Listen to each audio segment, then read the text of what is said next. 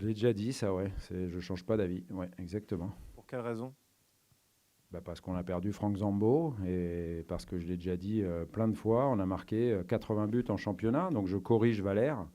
C'est plus de 2 buts par match en championnat et on a mis 122 buts en toute compétition confondue. Donc là, je me corrige tout seul. C'est un tout petit peu moins que 2 buts par match. Voilà.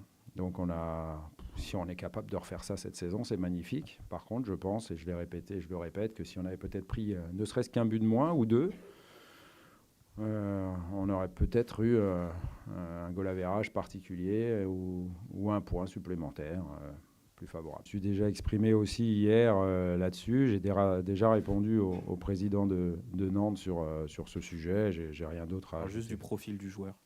C'est pas le profil qu'on recherche. Voilà. On a besoin d'un joueur défensif. Si tant est qu'on puisse le trouver.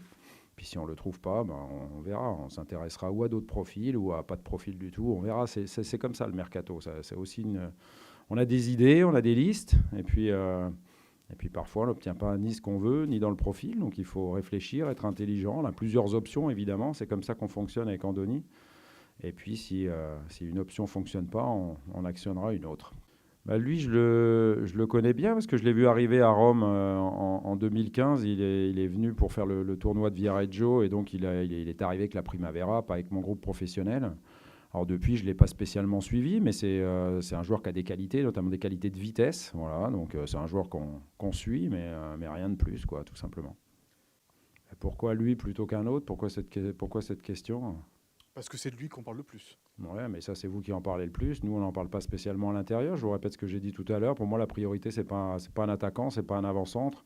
Moi, je suis ravi et de Valère Germain et de Kostas Mitroglou.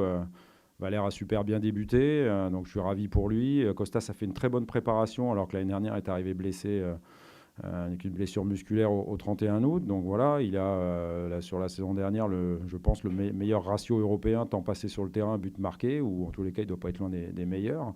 Donc moi, je suis satisfait avec ces deux-là. Il n'y a pas de raison d'aller en chercher un autre. Donc pour moi, il n'y a pas de débat particulier.